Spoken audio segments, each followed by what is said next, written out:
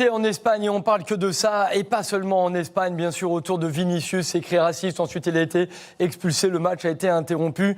Tout le monde est d'accord pour dire que ça ne va pas et que le climat est détestable. On va parler globalement, mais déjà, revenir, et vous, Omar, qui suivez quand même ce football espagnol, Louise, vous y avez entraîné, la Liga est raciste, dit Vinicius, très clairement. Il y a une attaque entre Vinicius et Javier Tebas, qui est le président de la Ligue.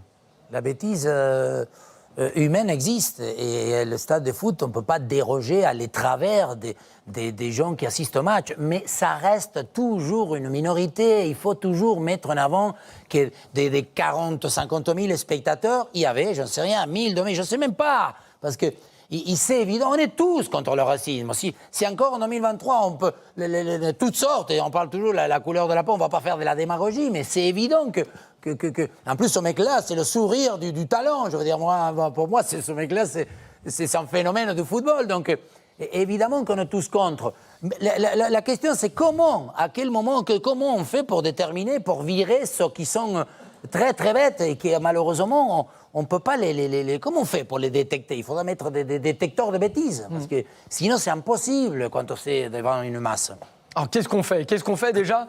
Ce climat peut-être vraiment appuyé sur le football espagnol, au-delà du racisme, on a quand même aujourd'hui, et vous avez sans doute lu, une prise de position du président de la fédération que l'on voit en haut. Il faut reconnaître que nous avons un problème de comportement, d'éducation et de racisme dans notre pays, donc en Espagne, et Javier Tebas qui le dit très clairement, l'Espagne, la Liga, on n'est pas raciste, mais il dénonce et il combat tout cela. Il y a une ligne de conduite qui n'est pas exactement la même. Par rapport à ce qui a été dit par Omar, que je cautionne tout à fait. Tu sais, dans tous ces stades, que l'on soit en Espagne, que l'on soit en Italie aussi, dernièrement, il n'y a pas longtemps, il y a eu aussi ces fameux problèmes, ou en Espagne ou en France, où ce genre de situation, elle est présente. Mais on ne va pas non plus condamner quand il y a 45 000, 50 000, tout le monde. Il y a peut-être un, deux isolés, des éléments qui sont là pour nuire, pour s'attaquer à quelque chose que l'on aime, que l'on voit. Bon, maintenant, ces personnes qui s'expriment aujourd'hui, c'est au lendemain. Il faudrait qu'elles prennent un peu du recul, qu'elles se calment un peu et qu'elles sanctionnent. Nous, ce qu'on demande, c'est des sanctions. On ne peut pas tolérer, on ne peut pas accepter qu'on puisse, dans un stade, insulter quelque chose de la communauté d'un joueur. Parce que nous, le football, ça nous a toujours rassemblés, on a toujours été ensemble. Et toutes ces personnes veulent aujourd'hui prendre les devants par la communication, qu'elles fassent très attention aux propos que l'on tient, parce que c'est important. Tebas, c'est vrai que c'est un personnage, pour l'organisation de sa ligue, de son championnat, ok, pas de problème. Mais là il s'est peut-être un peu trop mis en avant pour nous parler de ce qui est dans son championnat. Maintenant, ce qui concerne les autres dirigeants, c'est pareil. Moi, je demande qu'une seule chose, c'est qu'il y ait un jour ou l'autre, dans chaque stade, je vais parler avec Julien, que l'on organise les bruits-sonneurs, tu sais, et que l'on sache toute personne qui rentre dans un stade et que l'on suspende à vie ces personnes qui se permettront d'insulter. C'est déjà fait. Valence l'a déjà fait, d'ailleurs, en 2019. Oui, bien sûr. Mais est-ce qu'on a une preuve comme quoi s'ils l'ont fait? Oui, il a été banni à vie. Mais par contre, en tout cas, il a bien individualisé parce que Vinicius, il lui dit, toi, c'est toi. Donc, il a vraiment focalisé. Et c'est pour ça que Vinicius, il a été jusqu'au bout, parce que lui, ce qu'il voulait, c'est que ce monsieur-là, voilà, on le prenne, et à la limite, lui, il arrête. On n'arrête pas le match.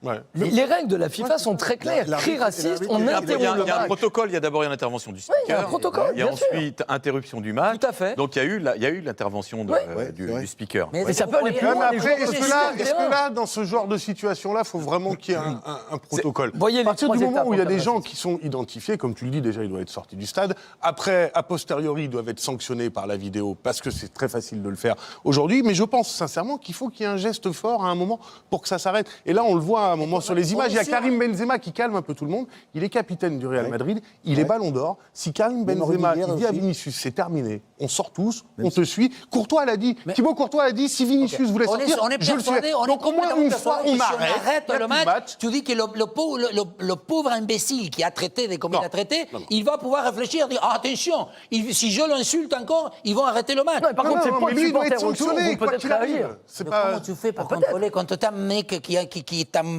pauvre mais type, les potes supporters qui dit n'importe quoi, parce que le problème, mais lui, il doit être appelle... sorti, privé de stade à vie, ça s'est réglé. Lui, il doit être sanctionné. Mais je pense qu'il y a un moment, il faut qu'il y ait un... Ouais, si on a cette certitude, si la solution, on est persuadé que les pauvres mecs, parce que le problème, c'est comment tu veux faire rentrer non, mais après une en fois, raison... 2 fois, 3 fois que les matchs seront arrêtés, les gens, ils vont peut-être, je sais pas, j'en sais rien.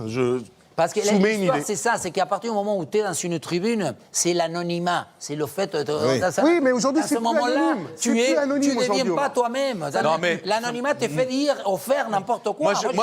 Dernier mot, Christophe. Et on retrouve Amin Adli comme premier. Moi, ce que je comprends pas, c'est que t'as des stadiers, tu te lèves, tu te lèves.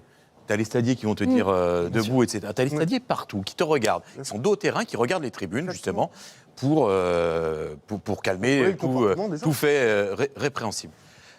Donc, c'est quand même assez. Vinicius a vu le mec. T'as un stadier qui est pas loin, qui a vu le truc aussi. Évidemment. Oui, mais il n'a pas... Oui. Là, Faut le non, mais sortir. là, t'arrêtes. Tu dis au stadier, vous confirmez que c'est lui, t'appelles la police, tu chopes le gazier, hop, Terminé. hop là, au revoir. Non, mais il faudra même des vidéos, des caméras. Mais bien sûr. à la Mais il y a